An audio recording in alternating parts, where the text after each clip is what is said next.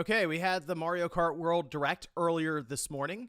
It's about 15 minutes or so, and it was certainly something. Now, tomorrow I'll go through line by line some of the new things that they showed there, but there was a good 10 minutes of stuff that was more or less just reinforcement of information we already knew from the initial reveal of Mario Kart World and the Switch 2 a couple weeks ago now.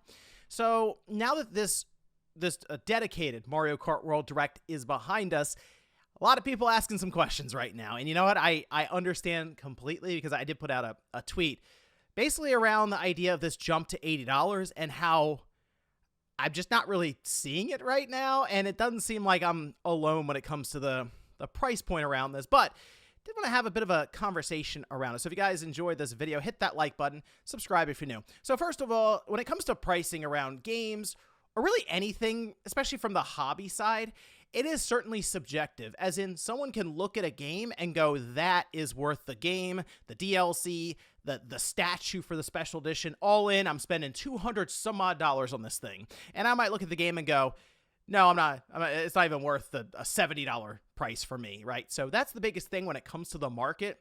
It is a free market. These companies can price these games and accessories or systems even at what they want, and then the free market can decide from there.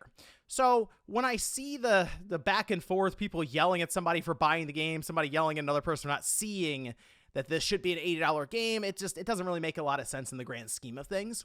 But I think there is at least a conversation around this $80 price move and why exactly Mario Kart is $80. I mean, that is a legitimate question, because I kind of figure, or I kind of knew going into this direct, that many people out there didn't really equate what we've seen with Mario Kart World up until this point with that $80 price point.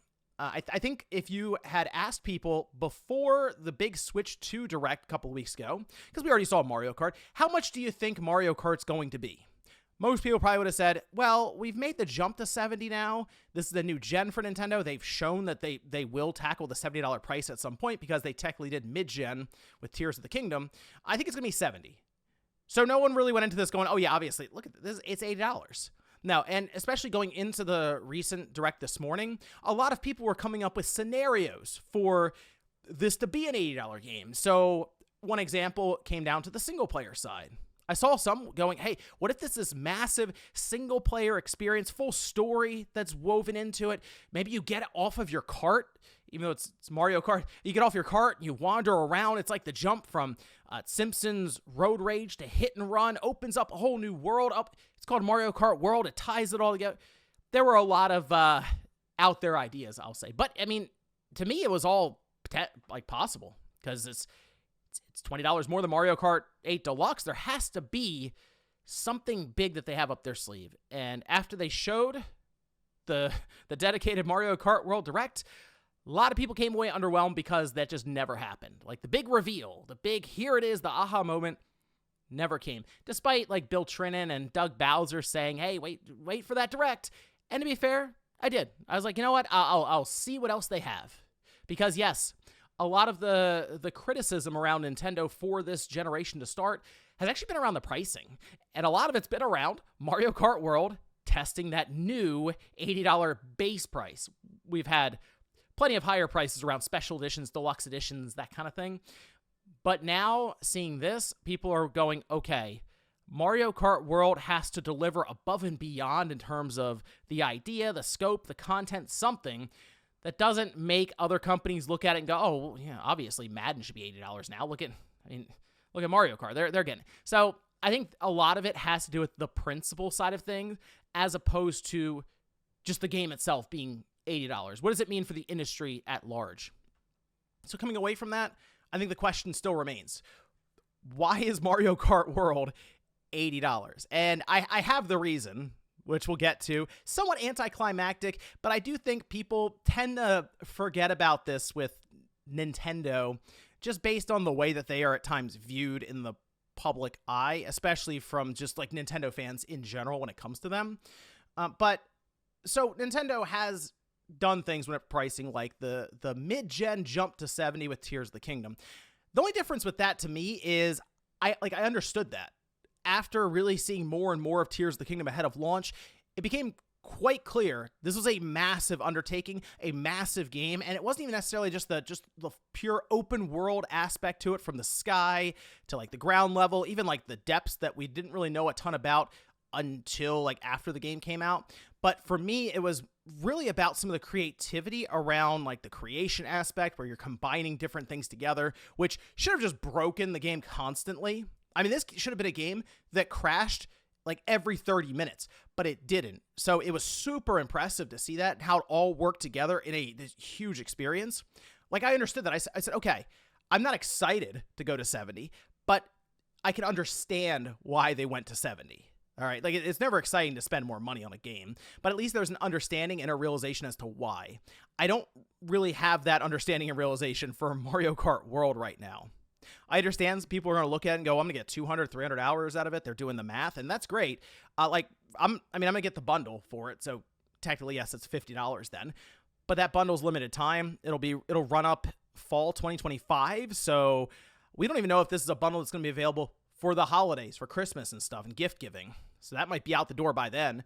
But I understand people are going to equate this to hours spent, as well as looking at how much time they got out of Mario Kart 8 Deluxe. And again, I think it's perfectly reasonable and perfectly fair, because that's your subjective view of the price and what exactly that would do in your scenario.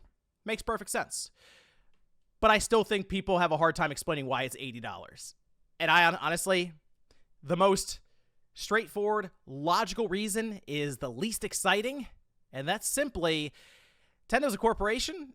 They realize that Mario Kart 8 Deluxe is on the list of best-selling video games at number 5. Yeah, it's just behind Ark Survival Evolved and Wii Sports. It's ahead of PUBG and Red Dead Redemption 2.